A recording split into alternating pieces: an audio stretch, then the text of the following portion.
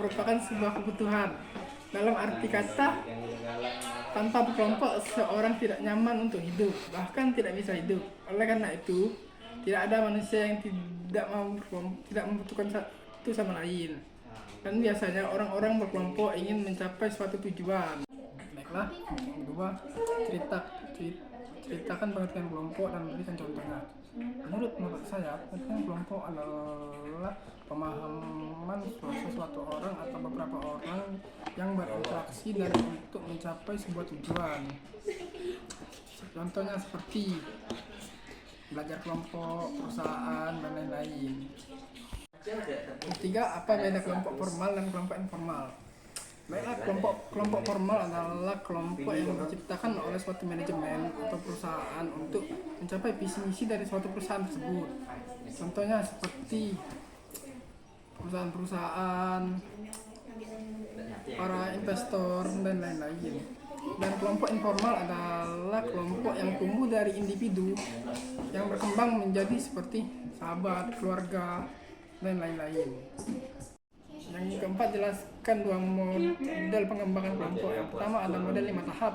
Yang pertama forming, storming, norming, algorithming, performing. Dan yang kedua ada model keseimbangan tersedia. Yang pertama ada tahap orientasi, yang kedua ada tahap evaluasi, dan ketiga ada tahap penyelesaian. Jelaskan bagaimana interaksi kelompok berlangsung. Menurut saya, interaksi kelompok berlangsung saat antara kelompok berinteraksi untuk mencapai suatu tujuan tersebut. Yang keenam, sebutkan karakteristik yang penting dalam sebuah organisasi. Yang pertama ada struktur, status, peran, norma-norma kepemimpinan dan kelompok.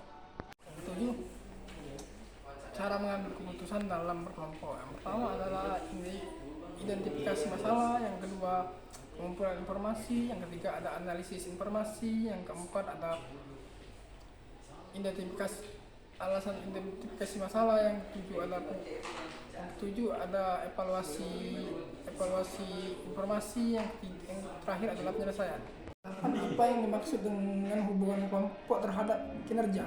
Menurut saya, karena dalam sebuah organisasi terdapat individu yang dikelompokkan merupakan salah satu faktor yang dapat mengamati kinerja orang tersebut dan mempengaruhi kinerja akan menimbulkan jiwa-jiwa kompetisi yang sehat sehingga perusahaan tersebut terpompa ingin